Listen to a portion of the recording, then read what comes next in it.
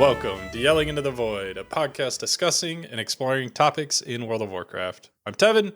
I'm joined as always by Scott. And guys, Scott told me the other day that he was planning to suggest something that was absolutely wild in today's episode. So I need to know at the end of this if I need to call in a wellness check on him. What? Please let me know. I don't know. What are we talking about here? You know, making crests. Oh, The yes, crest yes. upgrades. Yeah. Warbound. We're going to talk about some crazy shit today. I think. I think we're going to go buck wild. It's going to be great. It's exciting. Everyone should tune in. They're already tuned in. Don't click away. Yeah, don't click away. We've got some things to talk about, is how I'm going to put it. For news this week, though, there's really not a ton to cover, which is funny because I typed this up earlier today, and after I created the script, they came out with like 3 new announcements. So it's going to sound like there's a lot to cover, but there wasn't a lot to cover when I was making the script. So we received a bunch of announcements for changes for classes, which, Scott, I've got to talk to you about this. Before we move on in the news section, there was I think it was something like 6 or 7 classes that were getting affected by these changes. Yeah, they did some big nerfs to some overperforming specs, right? They pushed hotfix buffs for 2 of them, and then reverted them to then push them to what's going on? Like, this is not the first time that we've had some patch weirdness going on here in the past few months. Like, there's something going wrong with the quality assurance over at Blizzard right now. Yeah, I mean, I think from a technical perspective, it's like you probably had a group of things that are in tonight's hotfixes, because they still do hotfixes just about every night, right?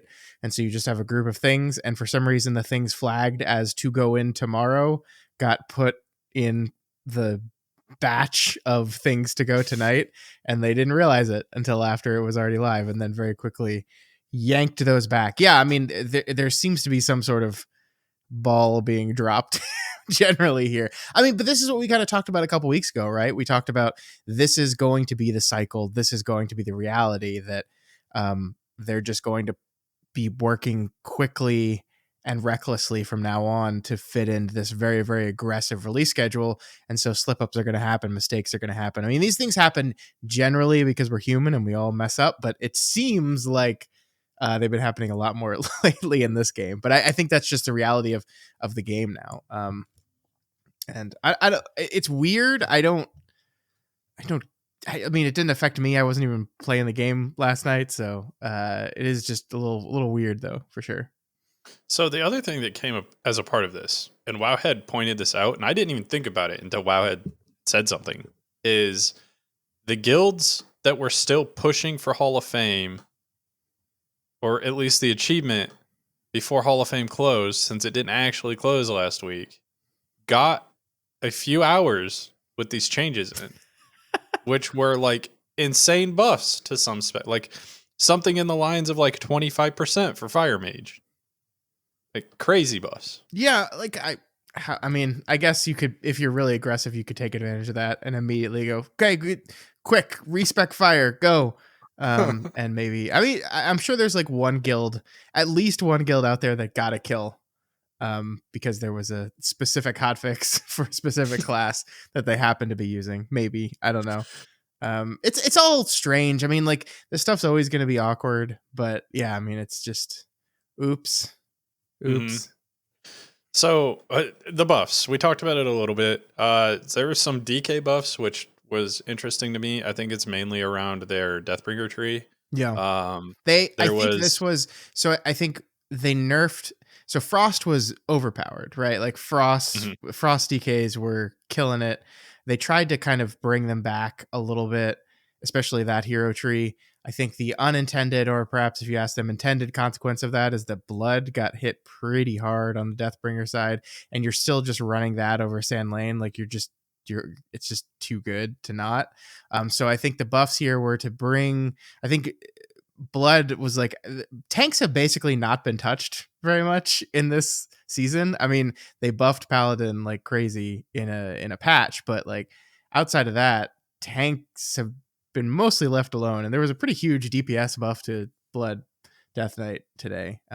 They also buffed Frost again because they overreacted in their nerfs.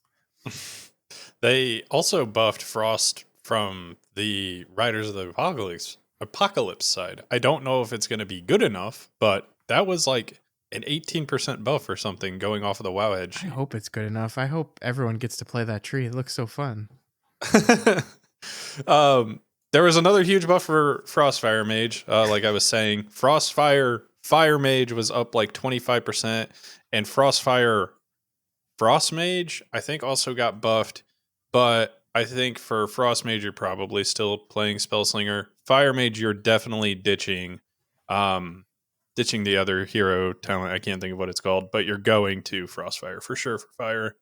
Um, and there were some other things like Paladins, Pally tanks specifically got nerfed. I think both of their hero trees got damage nerfed. Templar getting hit less, Yeah. but both of them got hit. Yeah, and my understanding is that Lightsmith is still better. So first of all, Protection Paladin is still going to be the best tank. They're doing the best DPS even after these nerfs. They're not like hugely tanky, but it's like they're tanky enough, and the utility, they're still the best tank. I don't think the nerf to Lightsmith was enough to make it so you're going to switch back to Templar. I think from a survivability perspective, Lightsmith just does better in that. Templar will definitely be more damage now, especially single target. But I think Lightsmith is still the way to go. It kind of bummed me out. So like one thing they did is they really super nerfed. There's a talent in the Lightsmith tree that gives you like a random proc of a weapon, and they Yeah. like killed the chances of it like by half the chances of that thing to proc. And so you don't even take that hero talent anymore. You just take the one that reduces the cooldown on your weapon. Because it was that bad. It was that bad. So you just don't take it. So that changes things a little bit. You're going to get much less weapon procs, which is such a huge part of your damage as a protection paladin. So I think they're still going to perform very, very well in AoE situations. I think their single target damage got hit pretty bad by this. Yeah, procking a weapon off pressing horse was always a fun time, wasn't it? Yeah, I love it. So there were a couple of other changes. I think the other notable one is Shaman. Both enhancement Shaman hero trees or hero talent builds got nerfed. I don't think it's enough. For some reason, Totemic got nerfed. I really don't understand why Totemic got nerfed. Like Does any enhancement shaman play that? I don't think no, so. I mean, yes, there is a build for it, and people have played it, but like, it's almost like kicking a guy while he's down. Like, Yeah. Totemic is just getting shit all over by Stormbringer already, and then they're like, "Oh, hey, by the way, Stormbringer is getting nerfed, but so are you," and then just nerf them as well. And so it's only like a 4.5% nerf to the Stormbringer. So enhancement shaman's still going to be absolutely fucking insane Oh because yeah. they're like far and away like the best DPS in the fucking game right now. It's fucking crazy. And the other part of shaman, Resto got a DPS buff. I don't know how much. Wowhead doesn't say. And Elemental actually got a pretty sizable buff as well, which is interesting to me. I still don't think Elementals are going to be taken over Enhance. I think that Enhance just generally has a better damage profile for Mythic Plus than Elemental does because Elemental's running on like 2 or 3 minute cooldown now. I think And so. Enhance just can blast every single pack if you play it correctly. So I think Enhance is still going to be taken over Elemental. As far as that goes, there are more buffs and nerfs. They're all more minor though, so I don't think that there's anything else specifically I want to call out unless I missed something, Scott. The Guardian Druid buff was hilarious. They buffed the Druid of the Claw talent that makes your cat form abilities do more damage.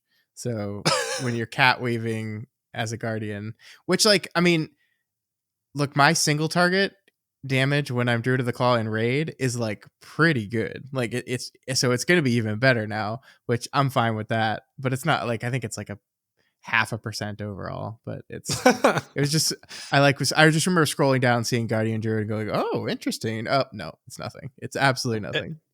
And you still like are never playing that in Mythic Plus, right? No, Moonbear's correct. just so good for Mythic Plus. Yeah, it's just I mean, like, there's part of me that wishes I like the playstyle of Druid of the Claw a lot. Actually, I think it's very fun in raids to get to do the cat weaving.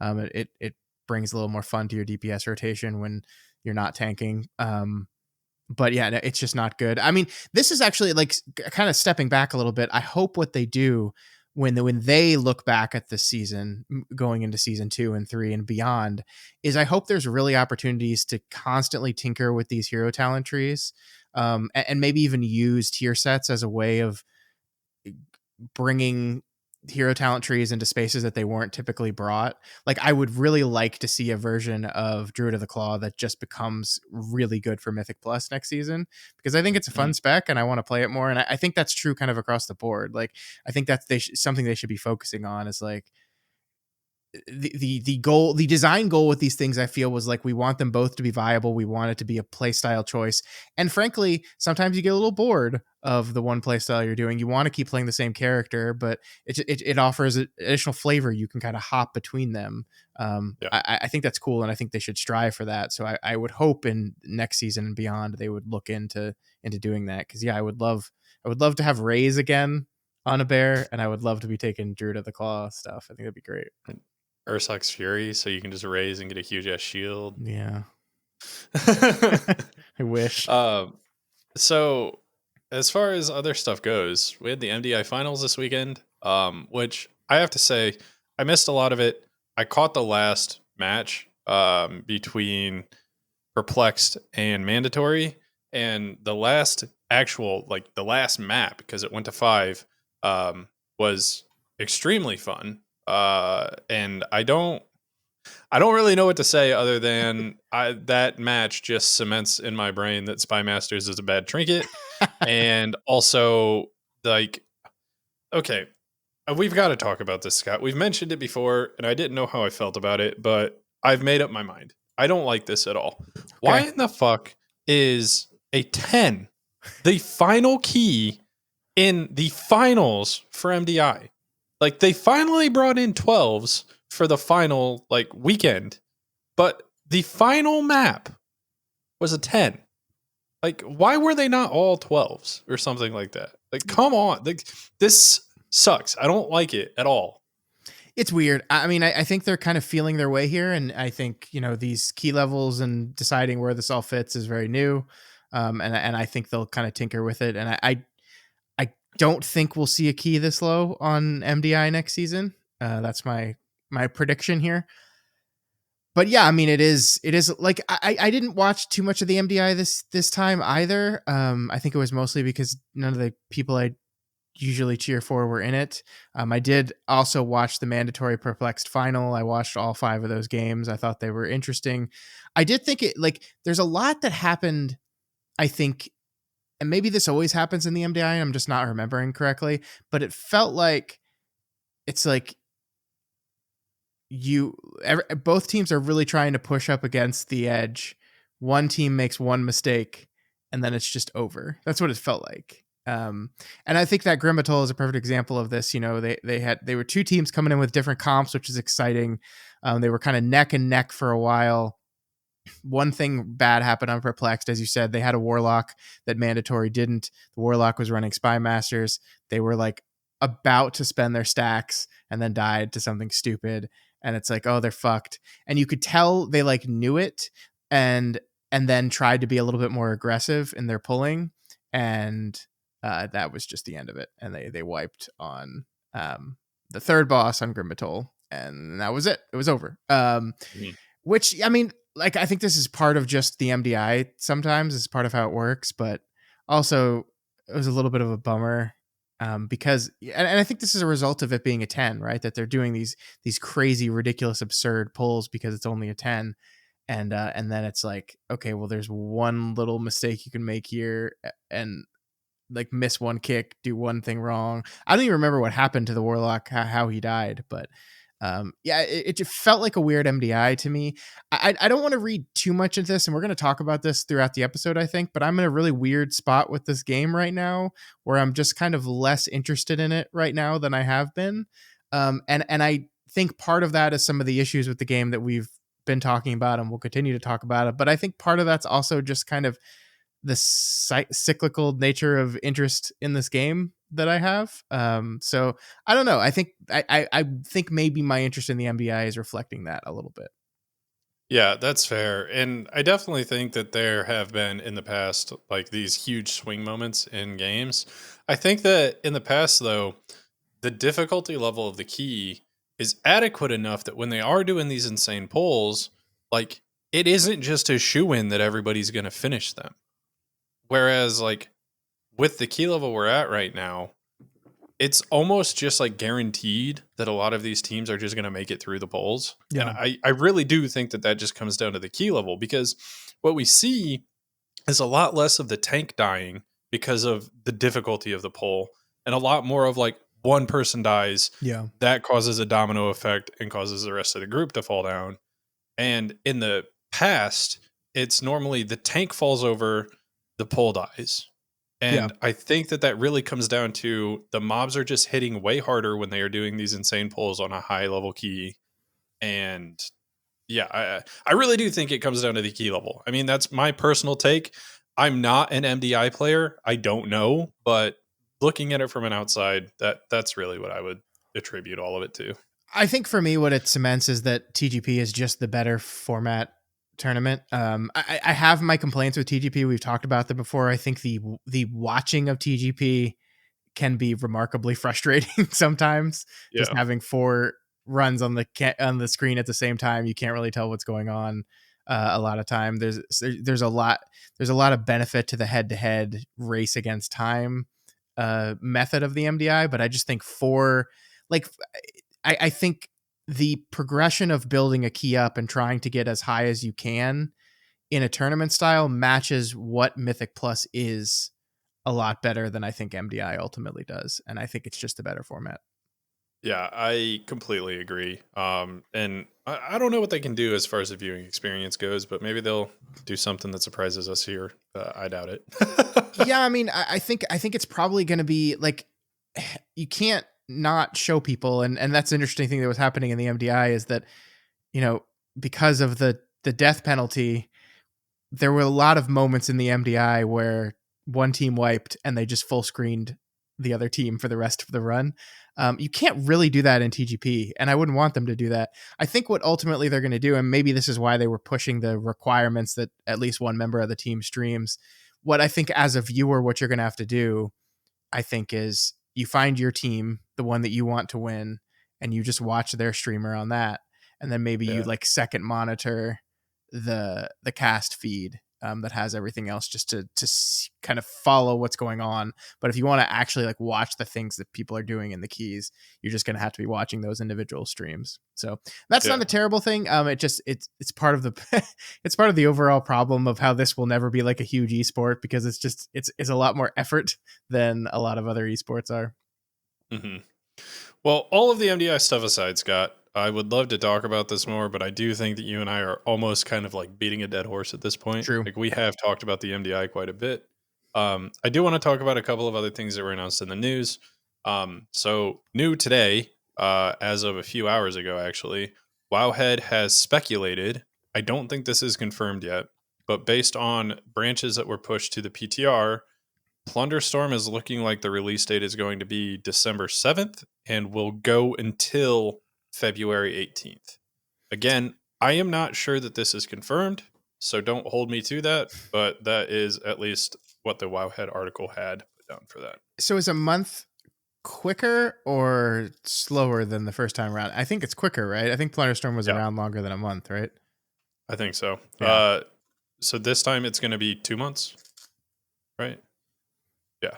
December to January, January to February. So Wait, I thought for some reason I thought it was January 17th. no, no, Um no. December 17th. I Wowhead think says that's about in line with what it was last time, right? I uh actually it might be faster still. I don't know. I don't know. I thought Wowhead said it was January 14th to February 18th, but I could be reading that wrong. Uh, I might have put it down wrong too. No, that's good. I think what it does for me is absolutely cement that 11.1 is coming out the week after that. So Plunderstorm wraps up on the 18th. 11.1 comes out on the 25th. Like it's like 100% now, I think.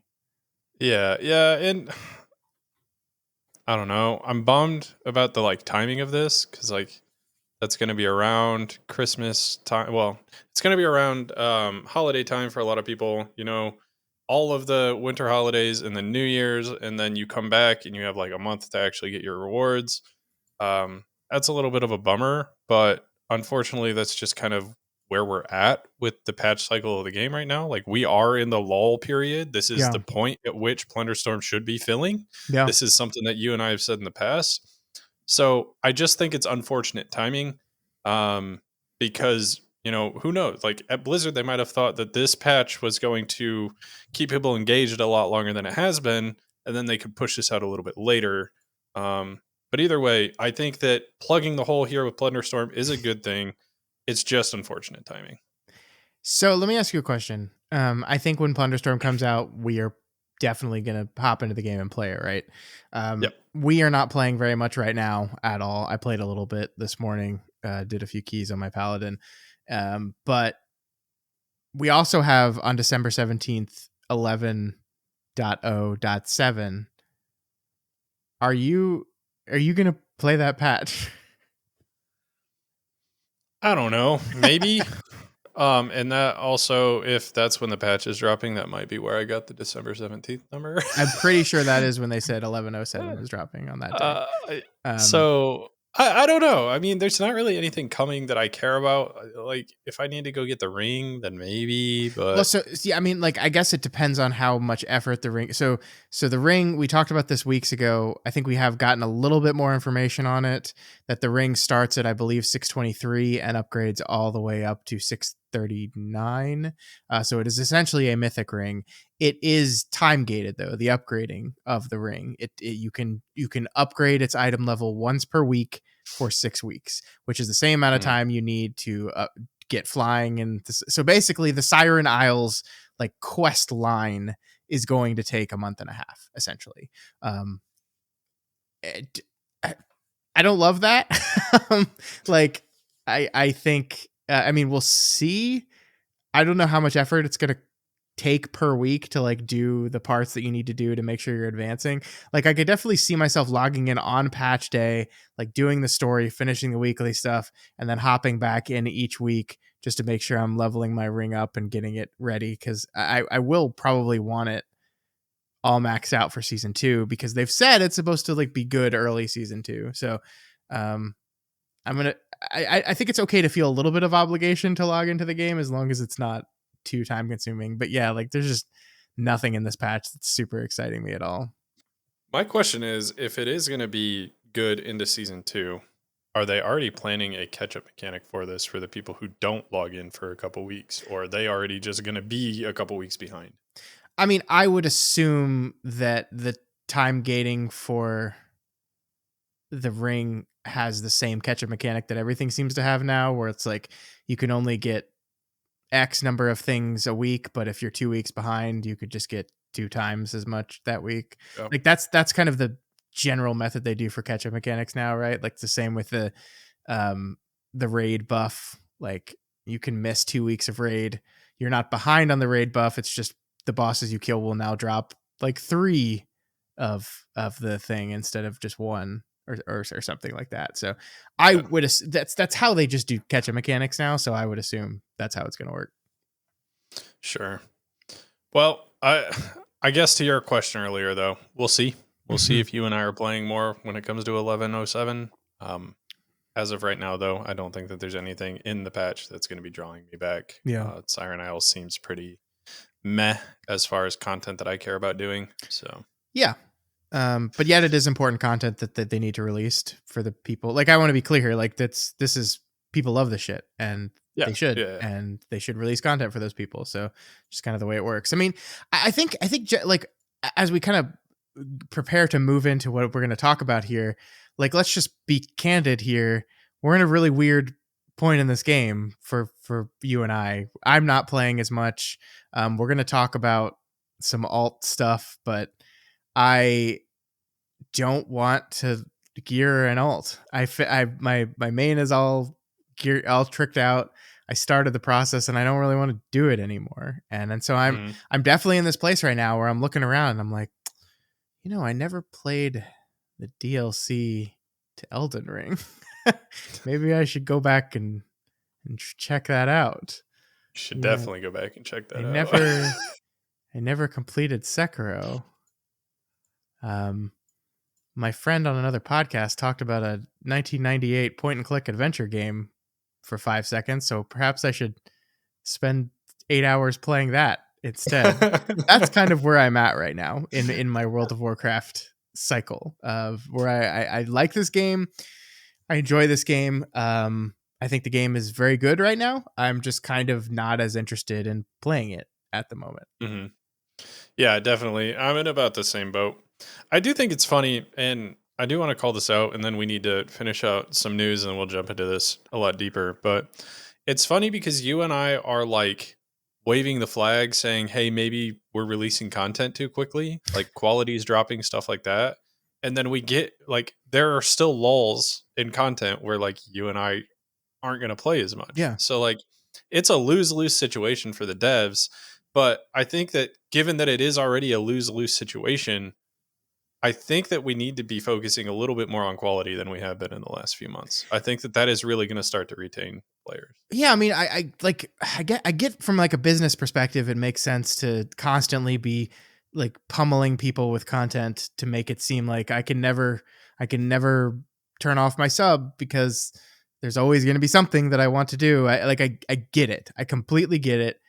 I do just think like it's okay to not play this game all the time. Like, I mean, we make a podcast about it. We love the game. We play it all the time. We do. But like, it's okay to play it a lot and then wanted to go do something else, whether it's another video game or just something else in life. Like, I think that's okay. Like, I know the conversation has been Final Fantasy devs have said this is like, we want you to come in, sub, do your content, and then quit and go do something else. Like, we want you to do that. I don't really think they want you to do that, but that's like part of their design strategy is like, we are going to be okay with that happening.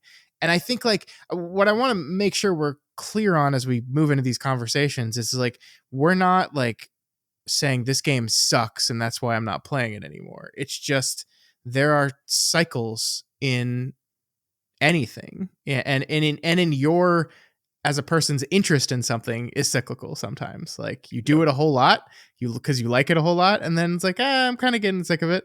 And then like the thing is, I know for a fact that the 11.1 drops, and I will be right there, ready to go. I will play the shit out of it. I will do Mythic Plus again. I will set a bunch of unrealistic goals for myself and probably fail to meet any of them. But that's how this game works. So I just want to be clear, like none of this conversation is coming from a place of we're quitting because it sucks, because that's not what Yeah. I think at all.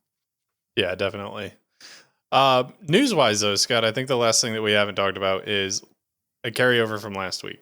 The Warcraft Reloaded / re-releases. I don't want to say Warcraft Reloaded and then give everybody PTSD from the Warcraft 3 Reloaded, because I don't know what they're actually calling these. But the Warcraft 1 and Warcraft 2 re-releases we haven't talked about yet. We'll do that right at the beginning of our main segment, and then Scott has alluded to it. I've alluded to it. The main topic we want to talk to you guys about today is kind of twofold. The first thing is alt friendliness in this game. We came into an expansion where like Blizzard has said alt friendliness is something that is paramount to their game philosophy right now.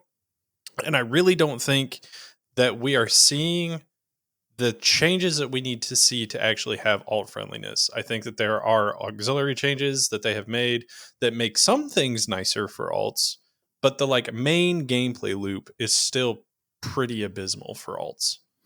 So Yes. that's the first part. Yes. Good. Yes. No. Lots to talk about there. We'll get to it, but yeah, I have a lot of thoughts about this for sure. And then the second part is we want to do somewhat of a post mortem. I know it's still the middle of the season, so I'll Not for call it a us. mid season post mortem. But yeah, I think That's a Scott and I are contradiction pretty of checked terms. out. A mid post. Yeah, mid post. We're doing it. Yeah. But so that's all of that. Let's get into the main segment, Scott. We've talked for 30 minutes and haven't even jumped into the main part of the script yet. That's what we So do. this is something that we need to talk about that was in the 30th anniversary, the Warcraft RTS re-releases. So for Warcraft 2 and Warcraft 1, Warcraft 3 already had its re-release a couple years ago now. And well, even more than a couple years ago, I think. Yeah. And it's been out. It was not met with very many good feelings when it initially released. And that's kind of the boat that I put Warcraft 2 and Warcraft 1 in as well. But I don't necessarily think that that's accurate because I haven't done a ton of research in this, but you were saying that you think that these are just like up resolution and that's essentially it. Maybe change some keybinds. And if that's the case, they're not actually changing a lot. I think Warcraft 3 was met with such negative response is because they kind of neutered the whole thing that made Warcraft 3 like this huge cult following game, Yeah. which was the custom game modes that everybody could make. And I think that they kind of messed that up when they did the re-release. And I think that that's why it was met with such negativity. I'm not sure they're doing the same thing with Warcraft 2 and Warcraft 1 though. I just do not. So they're calling these remastered, not reforged, which is these are very technical terms, and we need to be careful what we use here because they definitely have firm definitions. So yeah, I mean, I think it's really just like an upres of textures, and then yeah, some quality of life. Like there's if you ever play the original Warcraft, there's a lot of things that you can do in like Warcraft 3 and StarCraft 2 that just like UI feature like functionality that just wasn't present in the original Warcraft or I think Warcraft 2 either. It's been a while. So I believe both of these versions of this game just add that kind of UI like GUI niceness. Like the grouping of units, they're like much smaller groups and like the hotkeys and mapping like those games just didn't have it. They were old games. They just didn't have that kind of stuff. So I believe that's been added back into them. I am looking forward to playing these games again. It's been a very long time since I played Warcraft 1 and 2. I was playing a 30-year-old point and click adventure game last night, so I might as well play a 30-year-old uh, um, what are these called? Real-time strategy. RTS. There we go. Yeah. And yeah, so there is also, I think we should say, I don't know if this came out at the same time or had come out earlier, but they released a patch to Warcraft 3 Reforged. They're calling it it's their 2.0 patch. And they kind of, this was an attempt to, I think, fix a lot of the things that people were very, very, very upset with in the original release of that game. So they brought updated assets. So in Reforged, they just like changed a lot of the art and people didn't like the changes they made. I believe in the 2.0 patch, you can still use the new art, but you can also just use updated HD versions of the classic art as well. And apparently you can toggle on like a unit by unit basis. It's not like you just like which one you want, this one or this one. Like you can decide, you can go through and say, I like the new version of this, but I want to keep the old version of this. So I think that's really cool. I haven't played Warcraft 3 in a long time either. I love that game. I played the shit out of it. I played that game so much. The story, the campaign of that game, just remarkable, just absolutely remarkable. Loved it. So like, I mean, it's this whole like they put it in a battle chest together and it's $40. I mean, that seems like a lot. It's 3 games. I believe the 2 Warcraft 1 and Warcraft 2 are $10 each, and then so you'd be paying essentially 10 for each of those and then 20 for the hopefully better Warcraft 3. I guess the other thing they've thrown into it is the original Warcraft 1 and Warcraft 2, like without any of the remasters or anything. Like those are included in the battle chest thing. So you could, if you go through and play the other one and like, I don't like this, I want to play the original, you can do that. So I like, this is cool. I haven't played a RTS game in a long time. Check it out. Yeah. So I never played Warcraft 1 and 2. I started my entire Warcraft journey with Warcraft 3, and I loved the hell out of that game. And obviously, Warcraft 3 has spun and created one of the largest genres in gaming history, I think, with Dota. So I really think that Warcraft 3 has done a lot of good things for gaming as a whole. And I hope that they do right by it. And I hope that Warcraft 1 and 2 are done right by as well. Yeah. That's That's my hopes. It's a cool thing to do. I hope they fix the problems people had. Yeah, I was never a huge like custom game Warcraft 3 person. My friends were like, I remember my friends discovering Dota and becoming obsessed with it. It was never really my thing. I played a lot of the tower defense ones, but I was never Mhm. huge into Dota. Um, but yeah, I mean, it's a classic.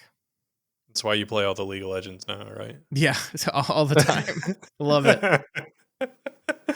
All right. So to jump further into the main segment stuff, alt friendliness is again one of the things that I really want you and I to take a hard look at this time. Yeah, So what I am mostly concerned with when it comes to alt friendliness is what does the gearing system look like for my alts? Because the gearing system that we have in the game right now for a main is like I don't want to say it's perfect, but it's pretty damn close to perfect in my opinion. Like it is very, very, very, very good. I agree. When you take that, apply it to an alt who you log into 2 months after the expansion releases, the season starts, whatever, and then you log in and you look at your crests and you look at the crest cap and you're like, I have to get 800 crests and I get 12 for timing a key. And I get 5 when I don't time a key. That is a huge, absolutely massive mountain to climb. Yeah. That is my biggest concern. And like I know that there's discounts, right? Like I know if you get 619 in every slot, then you get a discount.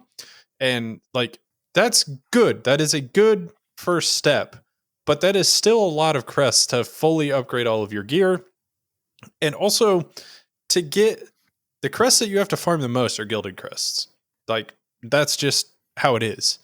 And to get the discount on gilded crests, we talked about this in the past, you essentially have to have the maximum item level in the game, and that on one character, and that is just unattainable for 99% of the player base in this game. 99.99. Yeah. Yeah. Um, yes. So I want to tell a little story. The story is I I work from home on Fridays. My last Friday, I didn't have a lot going on work wise. Don't tell my boss this. But I was like, I'm gonna just play this game all day, except for when meetings come up or I get an email I have to. I'm just gonna play all day, and I'm gonna get a shit ton of crests on my paladin. I'm gonna do it. I got back from dropping my kids off at daycare and I played for an hour and I did 3 dungeons. And then I was like, I don't want to do this anymore. I don't want to do this anymore. I just like, I looked at how much more I needed to do. I looked at how much I had. And I was just like, I really don't want to do this. And you're in this weird place too, because like my paladin is 617, I think, and he's got a lot of gear that still needs rune crests to upgrade still. And not only do I not want to do 78s to get gilded crests, I really don't want to have to do 4s to 7s to get runed crests. But before I need to do that, especially when I can do 8s very easily, when I'm like 2 and 3 chesting 8s like they're nothing. Like I don't want to have to do those low, and it's so overwhelming and insurmountable, and I just was like, I just looked at it and I was like, I don't want to do this. And I just didn't log into the game again until this morning. That was a Friday. Mhm. So I didn't play all weekend. I didn't want to. And like I know I'm not the only one feeling this is the thing. And like there's people out there that are arguing, it's like, well, who said you needed like max crests to play the game? Obviously you don't. You absolutely don't. But like if the goal here is I want to get my paladin up because I want to start pushing high keys on a paladin. I want to do like not bleeding edge, but bleeding edge for me keys.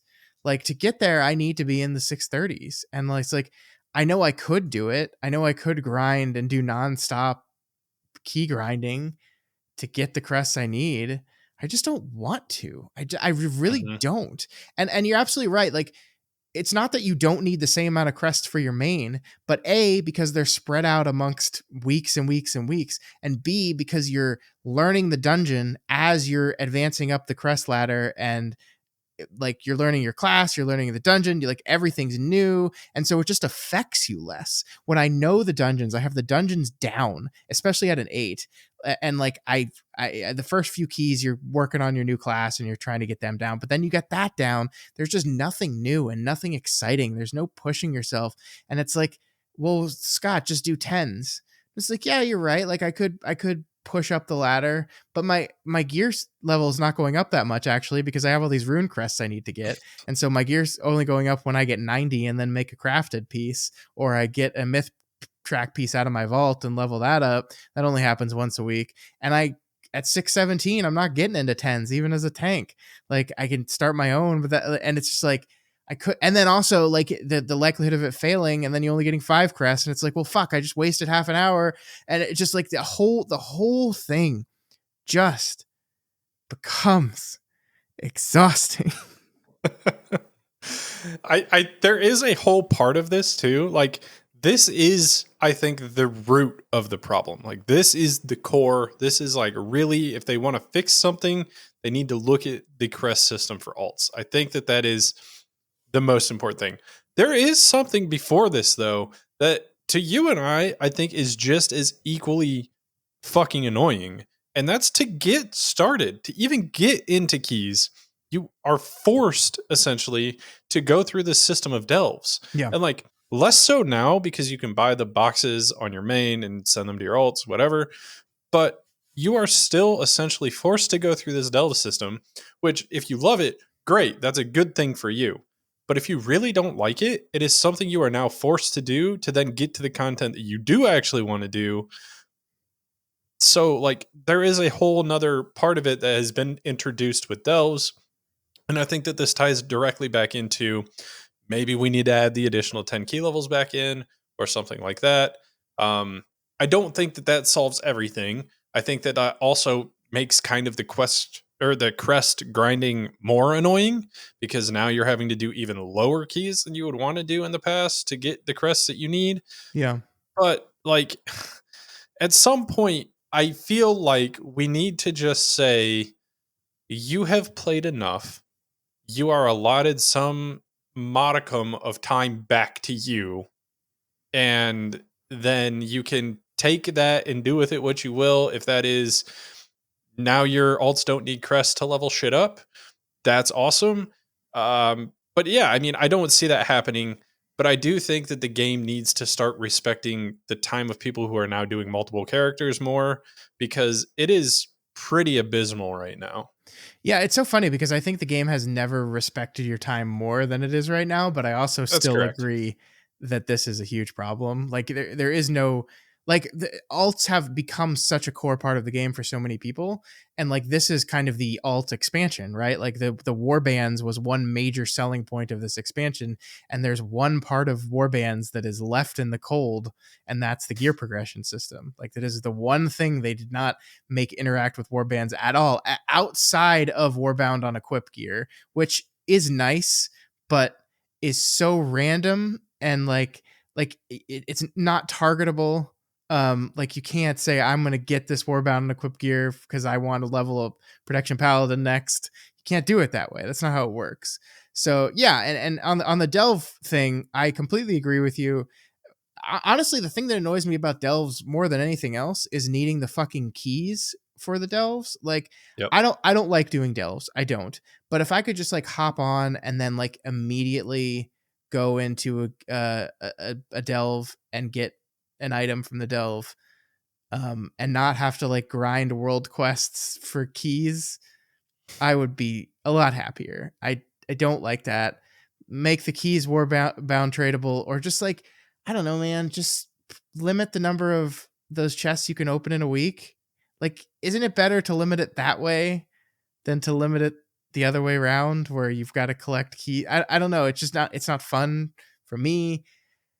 So yeah, I've like to put this in perspective, we have both played a lot of alts in the history of this game. Like season 2 of Dragonflight, a season that like nobody played. I still geared like 5 healers. I got KSH on 5 healers. So like I'm not this is not coming from a person that's never alted before and then has just decided to and it's like, "What? I got to work?" No, I am willing to put in the work for it. It's just never felt like the work is more time consuming than it is in this current iteration of the new gearing system. Hmm. And so I guess my question to you, Scott, on that is, does it feel that way because it is worse, or does it feel that way because we know we have a system in which they could solve this problem and they're not doing it? Yeah, that's a tough question. I mean, it is worse, right? Like it is objectively worse. They added 2 tracks to Myth, so you need more crests than you needed before. Sure. They also made it so um, crafted gear requires 90 crests, which is a Hmm. lot. So, like objectively, you need more crests than you've needed in the past. But I don't think that is the feeling I'm getting. I do think it's hey, we like you invent this thing called war bands and then you don't use it for this part of the game. And I know you could. Like I know you could. Like and I Yeah. just I think that's part of it. And I want to be clear here like part of me wonders if part of what I'm feeling is just that cyclical getting bored of the game feeling, right? Like Sure. I don't want to attribute all of this to just bad design decisions or worse design decisions than we would like. Part of it could just be when I did this in season 2 in Dragonflight, I was up for grinding in this game. And for whatever reason, right now, I don't feel like I'm up for grinding in this game. Could be that. But I do still think this is this is a problem that they need to address. Yeah, and I guess to point out, be devil's advocate, I guess some of the things that we've said about crests. There is always the concern that people have that we need to hold players' hands whenever they jump to something that they haven't been playing, which is why they make you go through all of the like gearing progression and everything like that, rather than just like, here, congratulations, here's your new character. It has max gear because your other character does.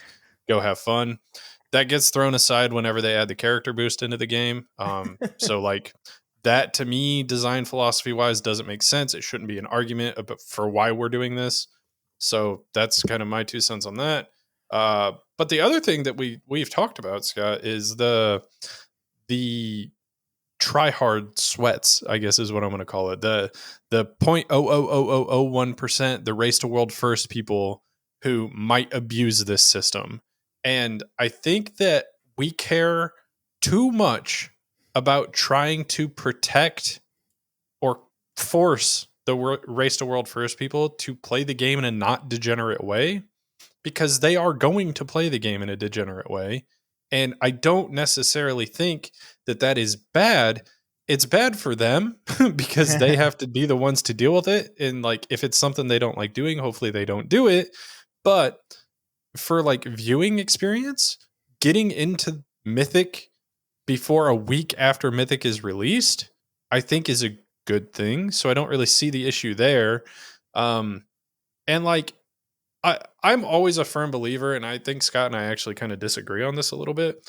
I am always a firm believer in that the game should not tell you when you have played too much. Like, if you want to spend hundreds of hours to do something, I think you should be allowed to do that. But the way that World of Warcraft is designed, and like obviously this doesn't stop me from playing the game. I still love the game. I play it all the time. But like the way it's designed is everything is time gated. You can only Mhm. get so many crests a week. You can only get so many boss kills a week. You can only get so much gear a week. And I think that that is something that I just fundamentally don't agree with. I like to be able to grind something when I'm feeling like grinding it, not do it for a little bit and then, okay, well, I guess I'll just wait till next week, then I'll do it again. um, but yeah, so that's kind of where I'm at. And I don't know. How do you feel about the like degeneracy level on Race to World First? Do you really think that we should be trying to protect them or do anything, or should we just say screw it and make it better for the 90% of players who are doing alts and stuff like that? Yeah, I don't think we should design around those people at all. And I think you can institute a system that could be manipulated and abused by the most obsessed players, and that's ultimately not a huge deal. I do think this kind of. I think the developers of this game disagree with that idea, though. I think. Yeah. I think you're absolutely right. Whether it's just purely a business decision to stretch out the gearing process to make people play longer, or whether it's because we don't want to make a game that demands, not demands, but allows degeneracy. I definitely think they are on the side of protecting us from ourselves. Like, I think a perfect example of this is they announced all these WoW Classic fresh servers, and then they immediately announced that they're time gating them, right? That like Yeah. Molten Core is not going to be available on release. We're not doing that. And the selling point for this is, and I think this is fair, like there is like I think their target audience are people that can't do that kind of degeneracy. And if you're thinking about a person who's considering coming back into this game, the FOMO that this game can make in you is a pretty powerful thing. And I absolutely know there was probably a person who's like, I want to do the classic fresh experience. I would love to do that again. I maybe I wasn't playing in 2019, or I was, and I'm just weird and I want to do it all over again. But I don't have time to really commit to this game on that level. And so what's the point of doing it fresh? Because by the time I get to 60 and walk into Molten Core, everyone's already going to be past that. And then Blizzard can now look at you, person who is their target audience, and say, don't worry, we're not going to let them do that.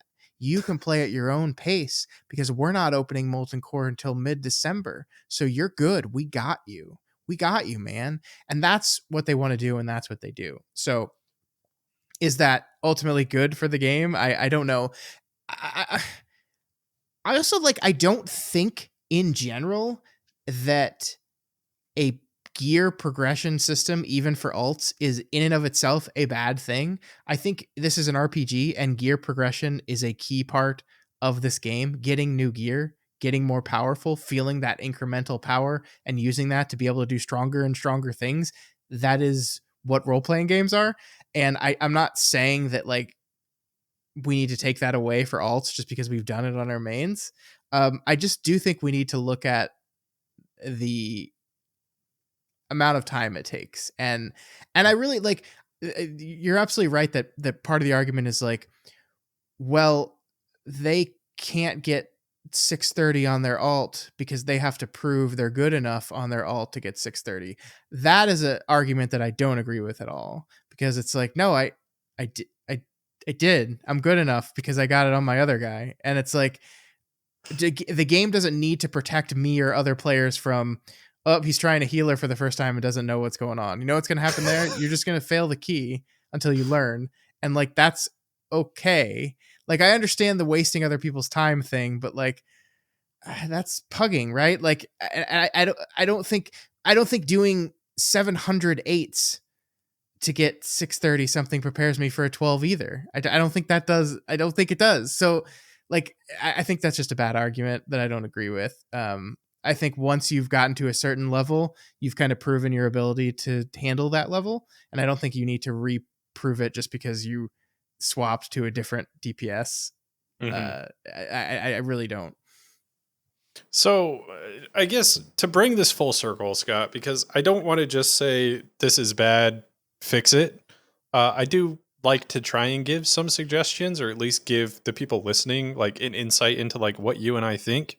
We've touched on a couple of the things that we've talked about, and like, removing the need for crests for alts might be a solution that you could do, because you would still have to find the gear that you want. Yeah. You would still need Valor Stones to upgrade it, and you would still get rewarded from getting your Mythic Vault. Like, that still allows you the progression path, but then you can either use Crest for crafted gear, or I don't know. I don't know what you do with Crest on an alt. I mean, that would be something that I would hopefully think that a designer, a game designer, could come up with some cool thing that you could do with Crests on an alt if you no longer need them on an alt.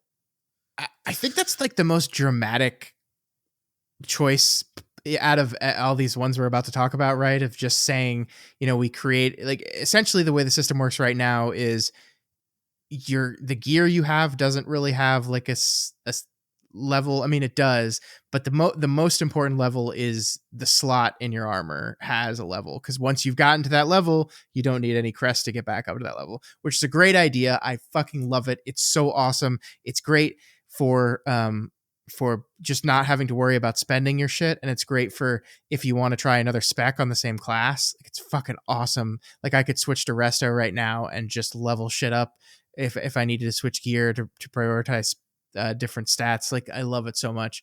And yeah, the I guess the ask or the argument here would be, well, why can't we just do that for our warband as well? Why can't it Mhm. be that my helmet is a warband save, and once we have reached a certain item level, all members of my warband have proven that they wield this powerful armor and get free upgrades to that level. um it's dramatic. It's probably too much, but I also like when you think about it.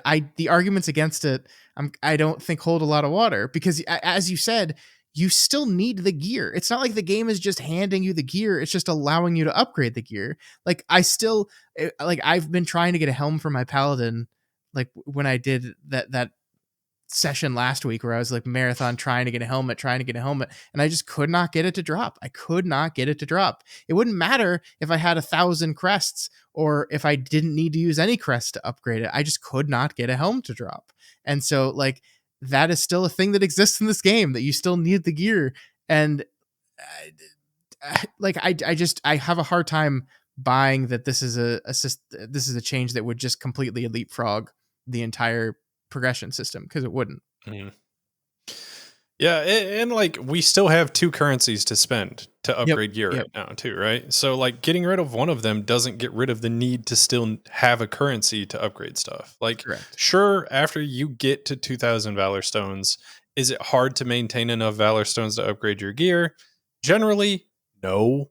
But like getting to 2,000 is still a feat in and of itself. Like, it still takes time to get there. Yeah. So that's the other part of this that I think doesn't really.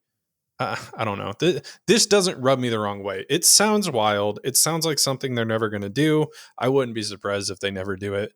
But I do think that it is interesting to think about. The other thing that I wanted to say, and I don't know if you have more thoughts to add on this, Scott, but this, whenever we talk about alts and whenever we talk about gear progression in this game, I always come back to like the things that they did on the very first Faded season, where you got deterministic loot, Hmm. and that just, it felt so good. You knew that you could get this item as a raid drop, but if you didn't, and you didn't get it for X amount of time, you would get it. And that is uh, like so good, and it has had success in so many other MMOs. I think the main one to talk about here is Final Fantasy, and I know we do a lot of comparisons to 14, but Scott and I have played that game, so it's easy to compare to it. But like when you are doing I'm going to call it a raid. They're extremes in Final Fantasy, but they essentially they come out on the like half patches, and they let you get a weapon that kind of like catches you up a little bit. Um, but you get well, I guess it might not even be half patches. Anyway, it doesn't matter. You get a weapon that lets you get up to a point that is better than you can get either crafted gear or from dungeons.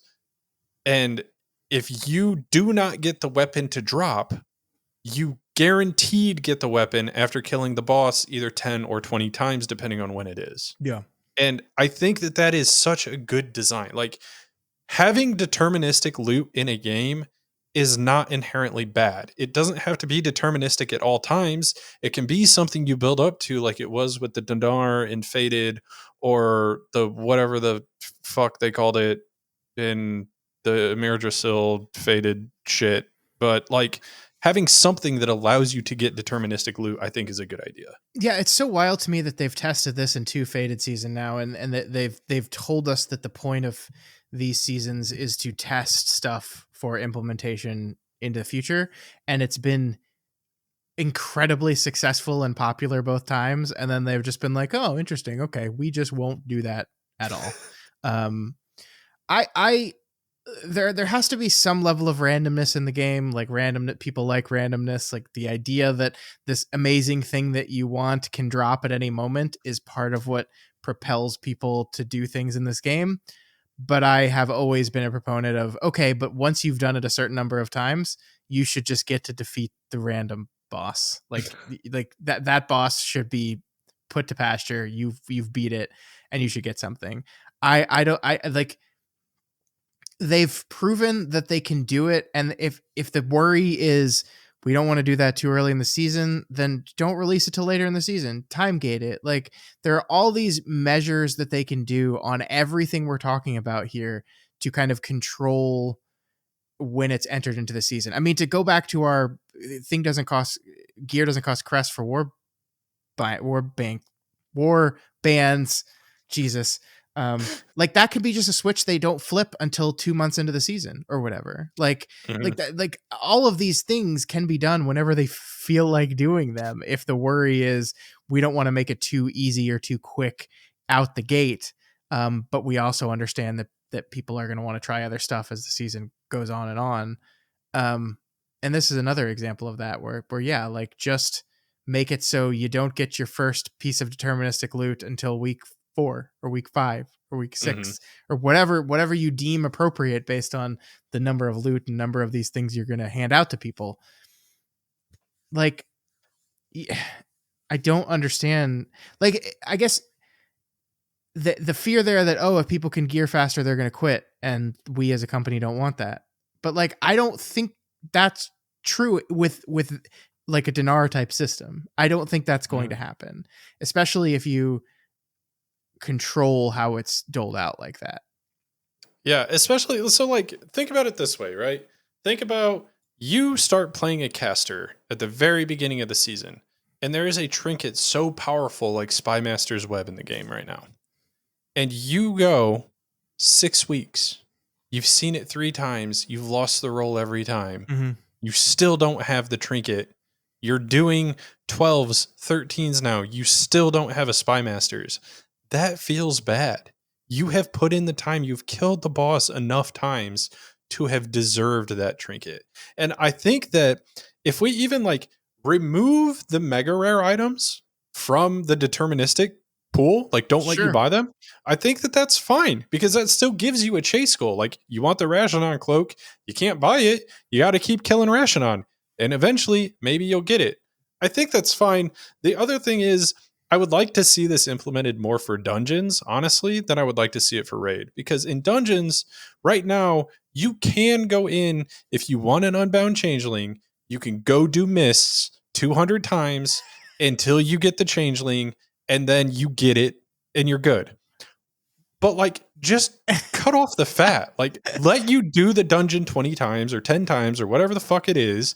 You get a little token and you can trade it in for any item from the fucking dungeon because you can already deterministically do the dungeon enough times to where you finally get the item. But like stop forcing people to do that. Yeah, no, you're right. You could go in and do the dungeon 200 times and you could not get the item after 200 times. Like it is statistically improbable but possible that could happen, right? Because Yeah. there's no system in the game that is measuring the number of attempts you have and changing the percentage of getting an item. Like there's no system for that. It's just you're rolling the same dice, you're flipping the same coin every time you go in there. And like eventually you'd get it, yeah, just by the sheer amount of numbers. Just like eventually a bunch of monkeys on typewriters will write Hamlet, like eventually. Like, but yeah, there's no system in place for that, and I think that's ultimately stupid. Yeah, I mean, I Mhm. understand wanting to like part of the fun of the game is trying to get an item and try and like doing it over and over again to do it. But yeah, I mean, and I want to be clear here. I don't think Final Fantasy 14's gearing system is perfect. I think that Oh no. that game has a lot of problems in how they gear. But I do think the token system that allows you to purchase gear and weapons and things like that is just a no brainer idea. It just makes Mhm. sense to me. And yeah, like once you implement the system, you can mess with the lever and the knobs to determine how often and how many and all these things. But just the idea in and of itself is just so obviously good. I just don't understand it. Yeah. So to really cap this all off, then Scott, do you have any other suggestions for alt friendliness that I've forgotten? Yeah, I mean, I think we've talked about them in the past a little bit. Like maybe instead of turning off need for crests, just like after a certain period, you just up crests that you get Oh, from true. dungeons. That you just like increase the number of crests to draw from dungeons. I also was having a thought about like the problem that I think that exists in the game where you can do things that drop gilded crests, but you need ruined crests. I'm like, would it be so awful if doing like a 10 gives you 12 in both, right? Like you can do a 10 so you'll get the gilded crests, but like would it be so awful in as you go up keys, once you pass the threshold of that type of crest, that you just get some of those from the higher one as well? Like they technically already do this with the raid, right? On heroic, the last two bosses on heroic drop ruined and gilded, right? So Mhm. like you advance to a far enough where you get the gilded, but we also want to still get you some of the ruined crest as well. The I think the worry with that idea is that you would hurt the population in lower keys, because once like that, the idea that people have to go back and do keys that aren't really hard for them anymore, but they need them for crests. Like the idea that that exists populates the lower key levels. I could see that argument. I think there's ways around that, but I could see it. Um, Yeah. The other thing that I think is interesting to me there, just like a devil's advocate point, is you can already like take your crests and like transmute them up. yeah, So I guess the fear is you're double dipping a little bit if all you need is gilded crests, maybe. yeah. I mean, no, I think you're right. I think if they added that system to like if they added the system I'm talking about right now, they would probably just have to remove the transmuting up system. It wouldn't make as much sense anymore, right? So I think that's true. Um, I hadn't thought about that, but no, I think you just have to fundamentally shift how that works as well. Yeah, I don't think it's a bad idea. And honestly, if they got rid of the transmuting up, I wouldn't be that upset anyways, because you have to spend like 60 crests to get 15 of the one It's above it or it's some 90. It's 90. wild, yeah, 90. Yeah, some stupid fucking number. And it's like it's Uh, 90 to get the one above it, and you don't like circumvent the cap or anything. So it's not like you can, it doesn't count. It counts as crest for the cap, yeah. right? So no getting around anything there. It's just Well, instead of having to run a dungeon, I have 90 ruined crests. I could just turn into something. you take 90 to get 15 of the one higher, but if you fucked up and you want to go back, you spend 15 to get 15 of the one lower. Like, that's also kind of stupid. Yeah, yeah, yeah, yeah. It is. It is. Um, what are the other things I was thinking about? I forgot. I had one more. Oh well.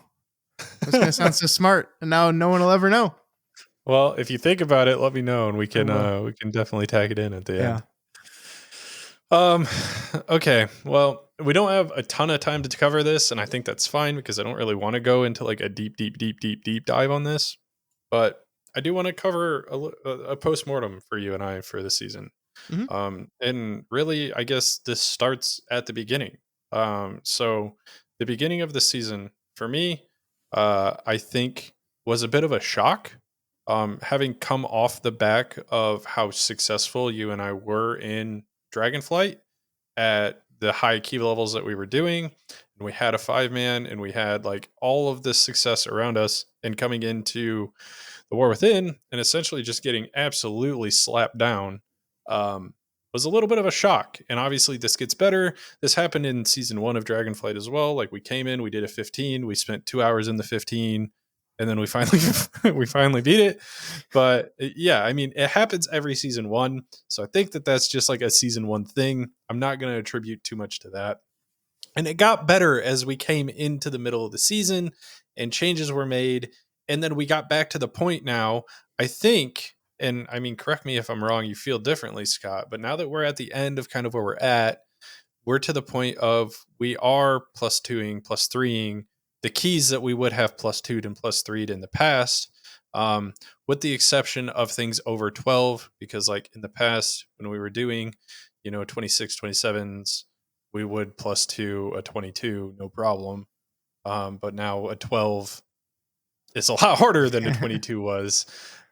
Yeah. So yeah, I think progression wise, like we've finally gotten back into the flow of things, and we feel kind of like relatively normal compared to what we were before. At least that's how I feel. How about you? Yes. My assessment of the season is it closely matches yours. I mean, I didn't necessarily have as high of expectations for myself going in at the beginning because I knew I was playing a new role that I hadn't played a lot. So I was not super confident. And the beginning of the season was rough. It was hard. But it was rewarding. It was fun. I really was enjoying the raid, and I really enjoyed all the dungeons. So like those early moments being hard and sometimes frustrating were okay. And then it started to level out a little bit. And yeah, I feel good right now. We are not pushing keys. We do not have a group. We don't like have a 5-man, but I kind of feel like where my skill is, where it is right now, like I could definitely do all 12s. And I feel like we could be pushing 13s or 14s pretty consistently if we were in a full group, which is, I mean, that's pretty good. It's not great, Mhm. but that's pretty good. I mean, it's better than those MDI guys do. So, uh, just kidding. Um, but yeah, I mean that's kind of how I feel right now, and I think that's gonna. I guess the question I have for myself, and that you're getting to have me turn inward on myself right now, mid podcast, is like, do I want to continue my tank journey into the next season, or do I want to just kind of go back to what's most comfortable with me, which is playing a healer? I don't know right now. I'm kind of up in the air. Like there is a part of me that goes, if I just played a healer from the start of the season, I bet I would have all time 12s right now. Like that is part of like a thing I'm saying to myself right now. And so like Sure. I don't know. I really enjoy healing. I like it a lot. I really enjoy tanking as well. It's just which do I want to do? I don't know. Right. If you ask me like right in this minute, I would probably say I'm leaning towards going back to healing in next season. But Sure. who the hell knows? But I mean, I feel like we're doing a post mortem of the season because our time with it's not completely done, but close to done. But I think this is overall a successful season of the game. I think the dungeons, with some exceptions, are pretty good. I think it felt like a good path of progression from the beginning to where we're currently at. Um, I just literally just remembered the thing I was going to talk about before, but it doesn't fit the conversation we're having at all right now. So I'll just move Write on. it down. Write it down. Yeah. I got you. Yeah, so I agree with you. I want to say that I agree that this was a good season, but I want to say that it was a good season for a little bit of a different reason. Um, I think that Mythic Plus this season has definitely taken a step back from where it was. I think that we took a couple steps forward in removing affixes and everything, but I think overall engagement and enjoyment from the mass populace has taken a step back. But I think that it is still a good season because I don't know if I'm attributing too much credit to this, but I think the devs have learned a lot from this. I think that we are going to go into season 2 and we're going to see a lot of changes that are going to bring people back. And this, like everything that happens in live service games, is iterative. It Hmm. is never going to be correct the first time. It is Yeah. always going to be iterated on and made better. The gearing system is a prime example of that. The first iteration of this in season 2 of Dragonflight, or sorry, season 1 of Dragonflight, is what got us to the season 2 of Dragonflight, where we had a huge step up in our gearing system, where we got the crests, where we got flight stones and everything. So like everything will be iterated on, it will be made better. And I think for that reason, this season was a good test, a limit test, maybe for all of the things that they wanted to do. And things like issues started showing themselves. And now they need to take that, respond to it in season 2, and see how we go there. I'm with you. I don't think the dungeons were that bad. I had a lot of fun with a lot of the dungeons that we had. And outside of like the butchering that they keep doing to the dungeons that they're bringing back, I really wish they would stop that. But like, there's nothing else about this season that makes me go into it and be like, yeah, I'm not going to remember this fondly.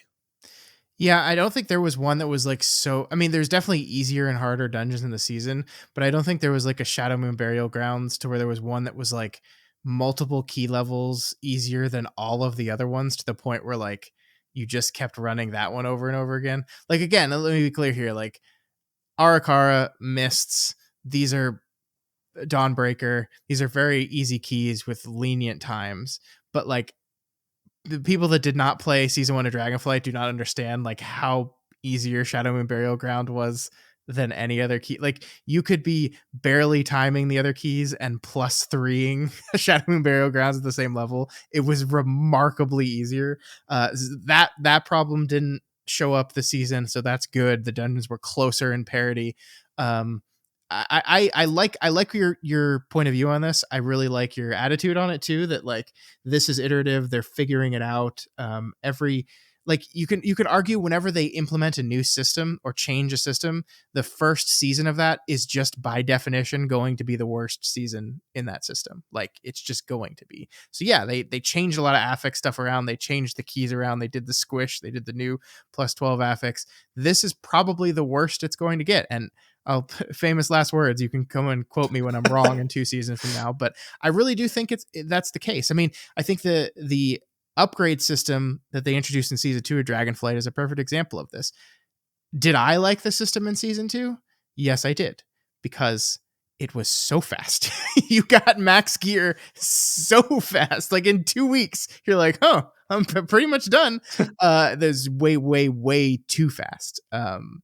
And they found a happy medium, and then they're continuing to iterate on it. And then I think in this season they maybe went a bit too far, because they both like we talked about, they both upped the number of myth tracks and the number you needed for crafted items. There's just like a lot of changes, so that's going to get iterated on. And the same thing, these affixes are going to get iterated on, the 12s are going to get iterated on, the 7 and the timer thing, they're going to figure that stuff out.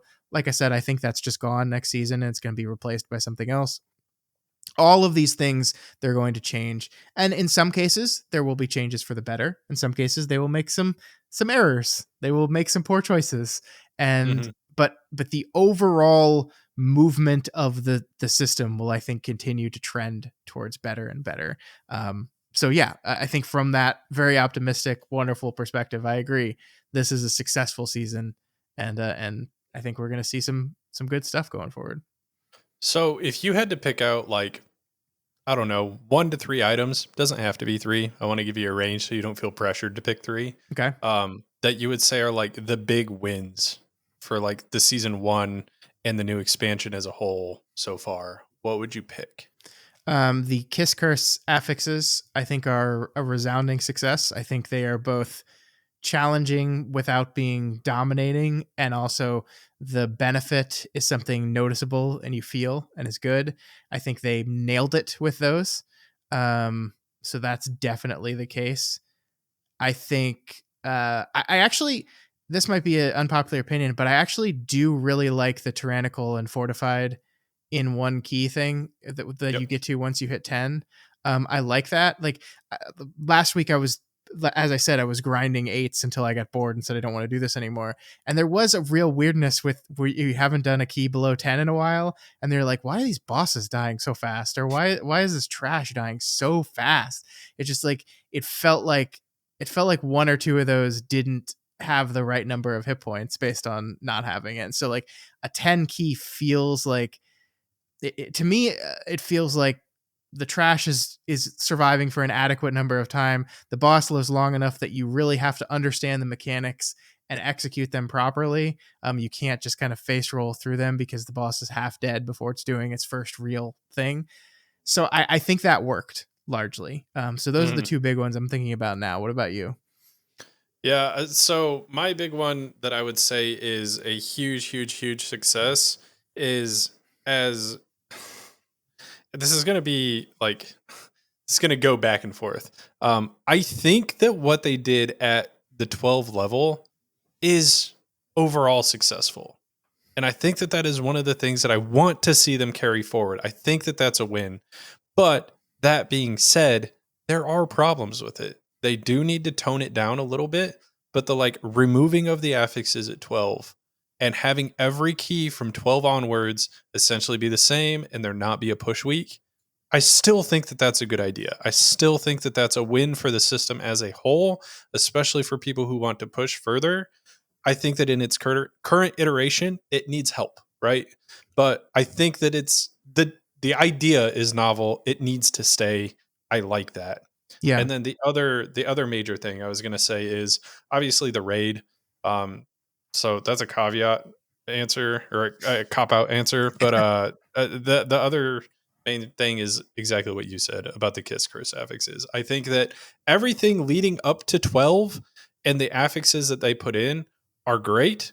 Again, they have problems, right? Like I still think the dispel affix needs to be replaced with something entirely. I think forcing your healer to use their dispel on something while also having dispel mechanics in a dungeon is just inherently a bad idea. So Yes. I wish that they would get away from these dispel affixes. But when you do dispel it and the bonus you get, it does feel good. It feels impactful. It feels like it did something. And so I think that the idea, again, is good. I want to see that stick around, just like I want to Yeah. see the 12 plus keys not having anything stick around so that every week is the same and people can just continue to push and push and push and not have to worry about the weekly affixes or anything like that. So those are my two big ones. Yes. I was, while you were talking, going to disagree with you because, and I've changed my mind and I'll explain why, but like, I was going to say, no, I actually disagree. I wish the I've been enjoying these four affixes so much. I wish these were just part of the system and they never went away as it doesn't matter how high you go, but I do generally agree with the push week ideology. Going away in the highest keys is good. And so what I've kind of, the conclusion that I've reached here is that I agree with that in principle. I think the problem is not the cutoff at 12, as you're saying. The problem is the affix they picked. It just being a flat hit point and damage increase is boring. And I Mhm. think there's room in the system to put a specific non-rotating affix at 12 that is more interesting. Maybe is also Kiss Curse, but it's different than the lower ones and it doesn't rotate. It's just one. I think there's an opportunity to do that, you'd have to execute it right, because part of the reason why your ending affix is a 12 is because the keys are becoming more challenging and you don't want to have people have to deal with the affix stuff while dealing with the dungeon stuff. But I think there is an opportunity to add an affix at that 12 plus level that has like the fun Kiss Curse elements, can give the season a unique identity for the high level pushers, and do a little bit more than just, hey, everything has more health and more damage. That was already happening as you scale up, but now it's going to happen more. Yay! Isn't that fun? So yeah, I think I'm with you on that ultimately.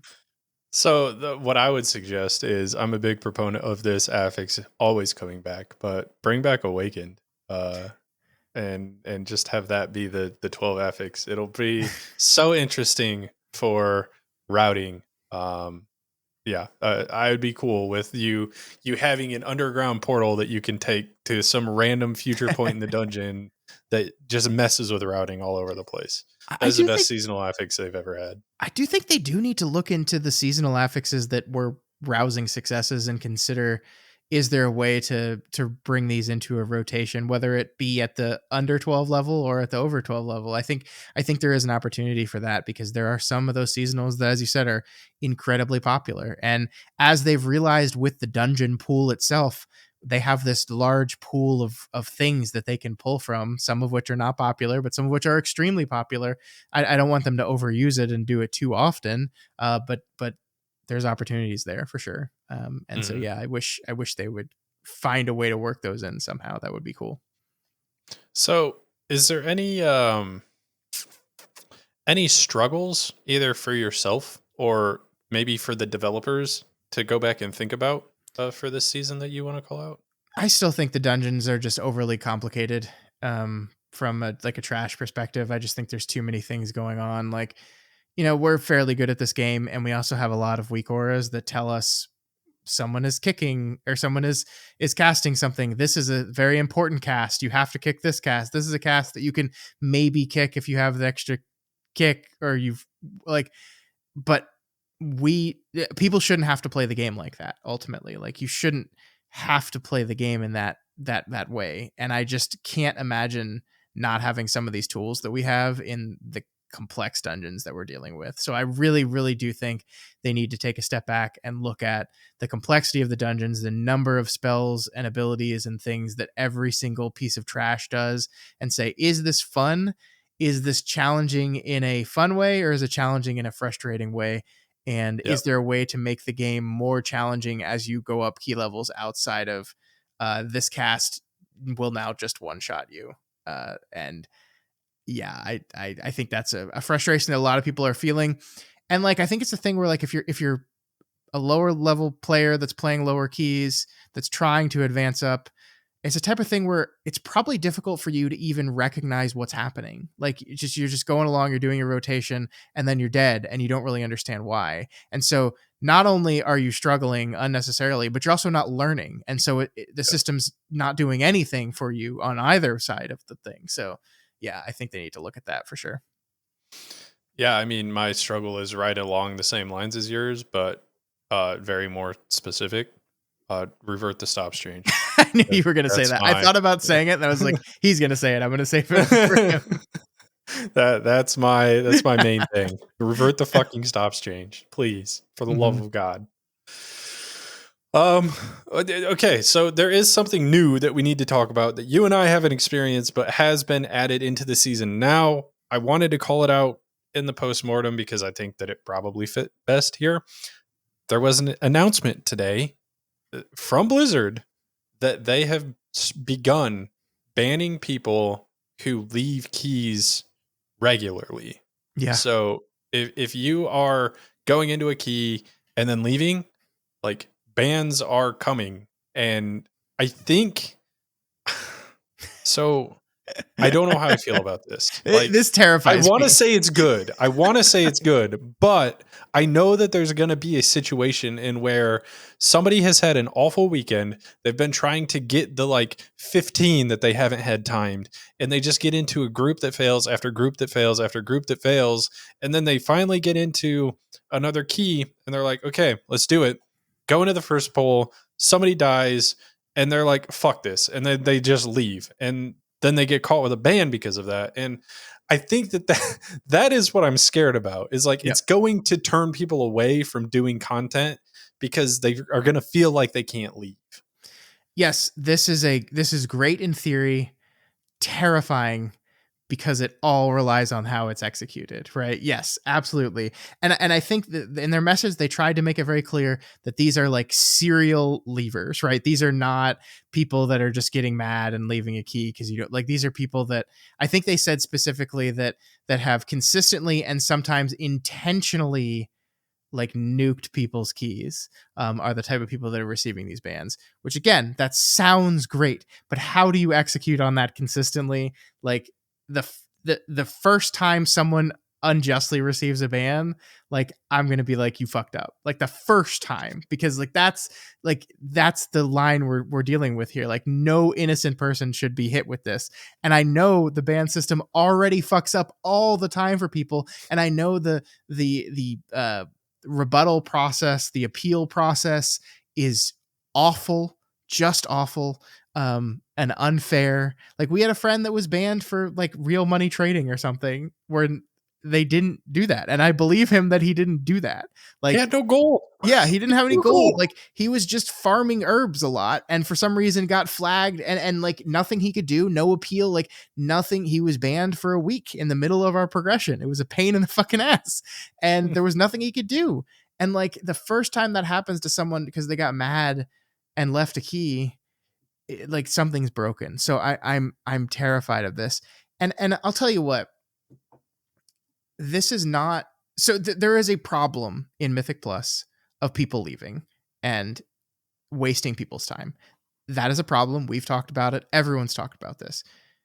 I would prefer the method of solving this problem is not punitive punishment, but rather finding a way of encouraging people to stay for other reasons, right? I don't want to make people stay because they're going to get in trouble if they don't. I want to make people stay because they see value in staying. in a key. And so this goes back to the stuff we've talked about, the massive cut in the number of crests you get for completing versus timing, right? The degradation of the key level going down, the no score, like all these things are actively encouraging you to leave a failing key. And so now we're going to punish people for doing that. It's like the better solution here is to set up a reward structure in which that encourages people to stick out a key, not because they're going to get yelled at or go to prison, but because they get stuff out of it. And so I hope that this is not a sign that we're not going to look at the other end. We're just going to look at the punitive end, and it's like you're going to fucking stay in that key or else. I will see. Yeah, I'm 100% with you. I hope that there is another end to this that they start to take a look at. And I mean, you and I have both been proponents of stopping keys from depleting after a certain level and still awarding full crests even on a depleted key. So I still agree with that sentiment 100%. Yep. But hey, Uh, banning people that are assholes and hold groups hostage and just leave just to fuck people over, I am and always will be completely for that. So Yep. As long as it doesn't hit innocent people. 100% agree. I guess the last thing to talk about postmortem wise is like we have a suggestion for alt friendliness and things that we can do to improve that. To be honest with you, I don't have a lot of suggestions on what they could do to improve. We talked about the struggles, and like my biggest thing that they could do to improve is like continue iterating on the things that are good, revert the stops change, and like that's my 2 cents for the yeah, season. Um, but there is a whole nother part of this season that you and I came face to face with a little bit, and that is like competitiveness in this season, whether it be between friends or between people in the guild or between you and some random person that's on your friends list that you haven't talked to in 10 years. yeah, It is becoming to be very daunting, and I don't know if I'm just now coming face to face with this, because that very well could be what's happening. But like I don't necessarily like going into a key with a bunch of people and then like we fail and then everybody gets upset and then stops playing, yeah. because like when we're doing content that we've never done before, it's content we've never done before, and I don't go into it with the like gusto of I'm going to time this the first time I've ever done it, I guess. Yeah, I mean, I agree with you. I mean, I experience this a lot myself. Again, going into a new role and challenging myself in that new role, I had some growing pains, and I felt the frustration of my groups as I was going through those growing pains. And I am the type of person where I don't like wasting people's time. I don't like that feeling that people are frustrated with me specifically, and I know it. Like I think I am myself pretty chill to the point where like I'm not going to get super bent out of shape and upset at a failed key, except for at myself, right? Like I think I am very self-critical but not very critical of other people, very understanding of other people's mistakes. um but I felt that, and I don't know how to solve that because I feel like that's something that's just going to be present in any system where things are getting harder over time. I Hmm. guess like overall, the question on Mythic Plus in particular is like, in a system that scales infinitely, isn't it okay for it to be easy for a lot of that ladder climb, right?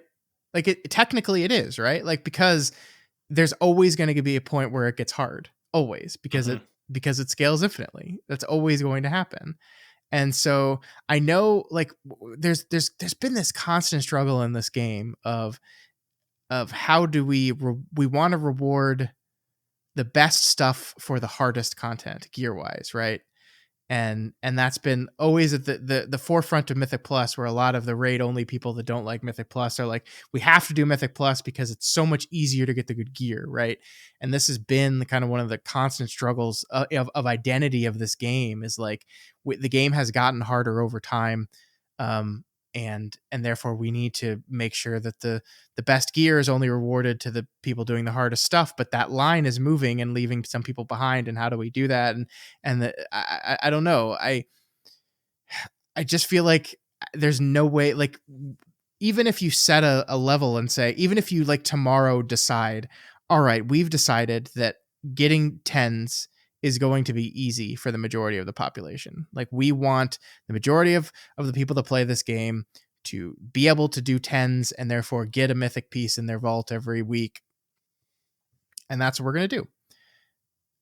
The thing you're talking about, the frustration and learning that someone needs to do, and impatience and anger that you can feel at yourself and at others, and that's still won't go away. Like it's just Mhm. it would just move up the track a little bit. It's like instead of Yep. feeling that at 12s, you'd feel that at 15s or 16s or like that. Like I don't know if there's any way of solving that. It's just like a people thing. Mhm. You just have to find a way of working through that as people. Like there's some problems that the devs can solve against, and then there's some problems that they can't. And I just feel Yeah, like this this is is just a one. community thing Yeah, for yeah, sure.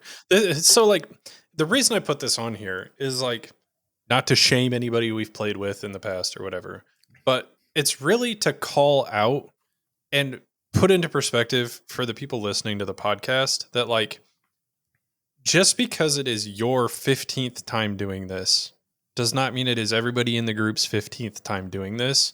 And like, be a little bit more understanding when you go into keys. If you want to get annoyed at somebody messing something up, or you do get annoyed at somebody messing something up, that's okay.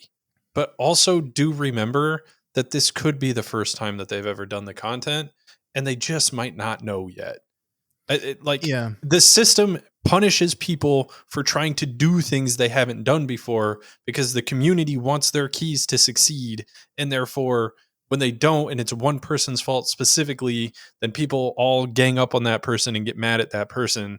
But like, you have to progress. You had to progress, they have to progress. And so like, give people the benefit of the doubt is I guess the whole reason I wanted to bring this up, as a post-mortem piece. Like when you go into Mythic Plus, don't just assume everybody has the exact same experience you do. yeah. I think that's a fair note. I know I've been guilty of that before. You know, like a lot of people in this game are guilty of that before. When you're in the middle of a key and you're with like a pug, and you and your boys are just start talking shit about the mistakes the pug's making, right? Like it's easy to forget that that's a person that maybe has never done this before, or is new on the class, or I think what we all need to do just generally is to just like chill a little bit. Like, in the end of the day, this is supposed to be fun. Yes, we want to be challenged. Yes, we want to progress, but it's supposed to be fun too. And like, it's not the end of the world if you don't time a key.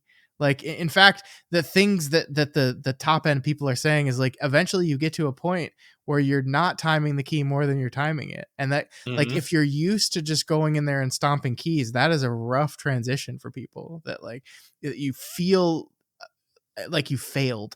And I will say, speaking of things that the devs can solve against, part of this feeling and part of this community reaction to failure is because the damages for failing are so brutal in this game. And so there is a dev solution to this, in that you could, just like we were talking about with the no lever thing, like you could just ease up on the consequences of failure just a little bit. Hmm. And then, because like I totally get that, you know, you've been going through keys, you've been struggling, finally you time that 12 on a really hard one and you get a 13 of the easiest dungeon in the game. Finally, like, yes, fuck yeah, we're gonna guarantee get this 13. Then you walk in the key and someone makes such just a dumb fucking mistake, just a dumb mistake that anyone could make, and now it's dead, right? And now the key's dead, and now it's back down to a 12, and it's like, well, shit, man.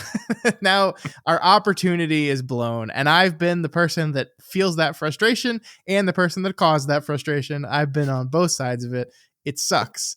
Um, and I think part of the solution is everyone chilling and relaxing, but part of the solution is maybe making that not such a damning consequence of that Hmm. happening. Yeah, I 100% agree. Again, don't deplete keys after 12. Like that's my blanket solution for this. We have a line in the sand drawn. Have that be the line in the sand for everything. Don't deplete keys after a 12. Mhm. Boom, done. Yep. All right. Well, do you have any other suggestions as far as like the postmortem goes? Like I said, we covered it a little bit on struggles already, but do you have any other things that maybe the devs need to look into, or things to give the audience that, maybe look back on this in a little bit different of a light or something like that? The only other thing I would say is there's this really weird spot that happens in gear progression, going back to our earlier conversation, where champion gear goes up to 619, and then heroic gear from the 619 to 623 jump starts taking gilded crests.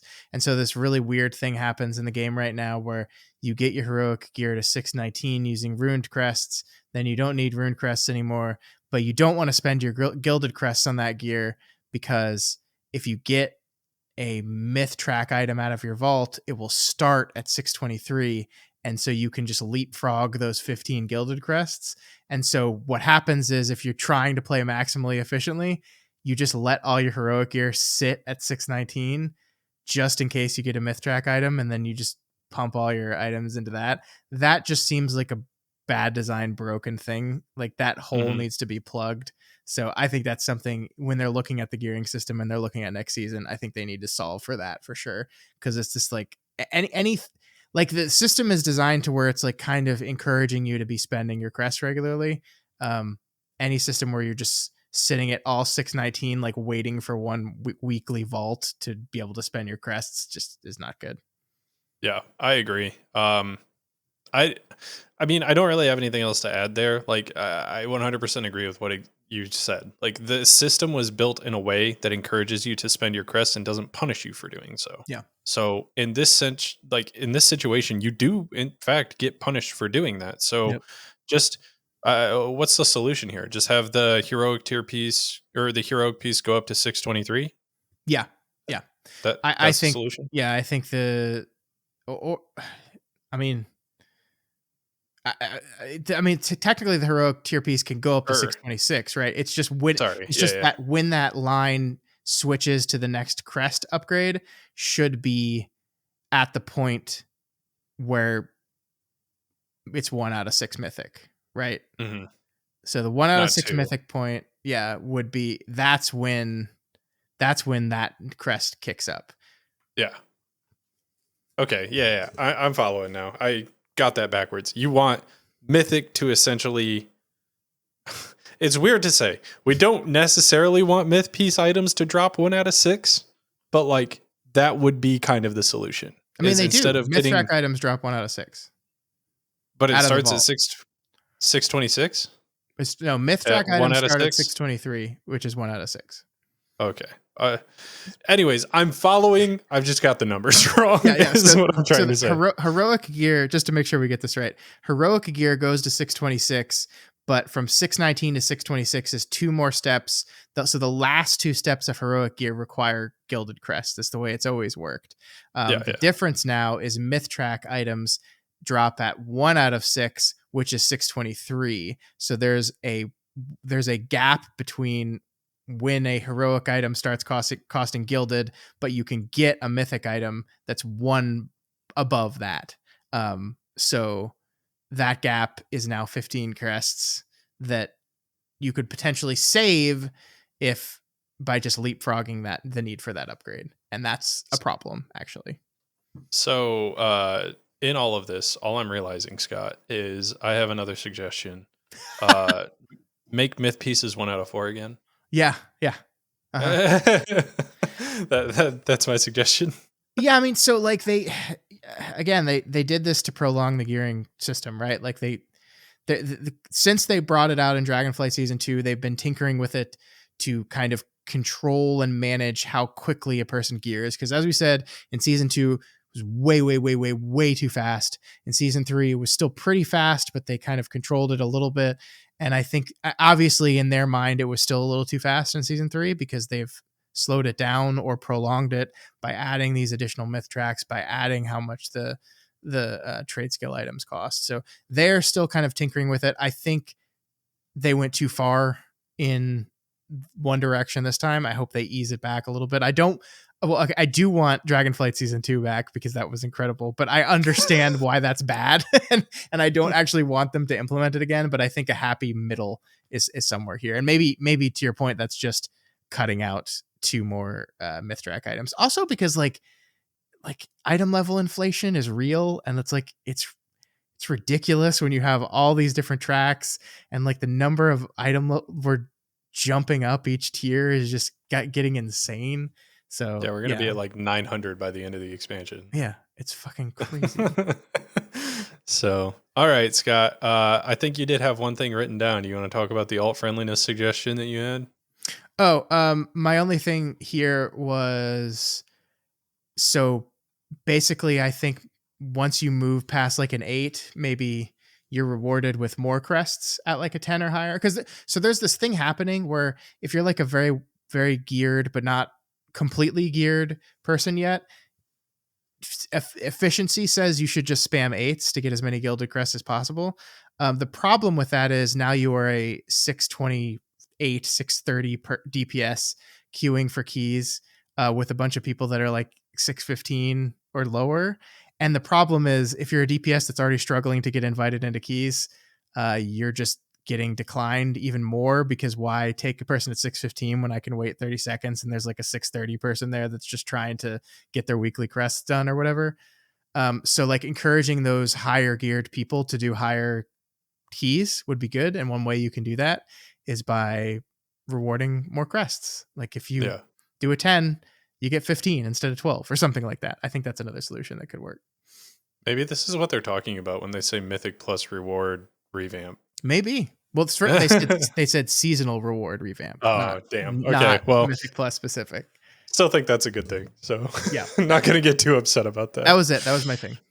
Awesome. Well, I think that's definitely a good idea. And there's so many middle grounds of like, and there's probably infinite amount of things that you and I aren't thinking about that like could be abused or negative about these suggestions. So Yeah. like, there's never going to be a perfect suggestion for everybody, and that's just life. Yep. So try to do what you can to ease the issues that you've caused, and that's all you can really do. So hopefully they take that and they look at it and they really start implementing some easings of these snags that they've created. I, for one, am very much looking forward to season 2. But until then, I will be getting the Elden Ring. Hell yeah. You got to become an Elden Lord again. I mean, I'm just gonna do the DLC. Do you know I was gonna do like a whole bit where I like ran around the world pretending that I didn't know where the DLC started, because like it was actually a pain in the ass to find out where the DLC started. And these wonderful FromSoft games actually do a very terrible job of in-game telling you what the fuck you're supposed to do sometimes. Unfortunately, I inadvertently found out where the DLC started. So if I were to do that, I would just be lying. So I decided not to do that in the end. But Yeah, you can't be a liar, Scott. yeah, I'd call you out on I can't do it. it. All right, guys. That's it for the main segment this week. We did go a little bit long, so thanks for sticking in there with us. My question for you guys is, what are your suggestions maybe to help out the devs, either to solve alt friendliness or the other issues that we were talking about in the postmortem, or any other issues that you've seen that Scott and I maybe don't interact with or don't see ourselves? So as always, contact us over at yellingintothevoidwow@gmail.com. The YouTube is at Yelling Into the Void Wow, and Twitter is at Into the Void Wow. If you are not already subscribed to this podcast, we really encourage you to do so and ensure you never miss a single solitary episode. You can find us on Apple Podcasts, Spotify, YouTube, and everywhere else in the entire world. Podcasts are everywhere, and so are we. We're right behind you right now. Look, go. We're there. Also, please consider liking, subscribing, commenting on the YouTube videos. As always, this helps us get more engagement. It also brings joy to Scott and I interacting with you guys and hearing all of your suggestions for the game. So please consider interacting with us there over on the YouTube videos. But hey, guys, until next week, we'll just be over here yelling into the void.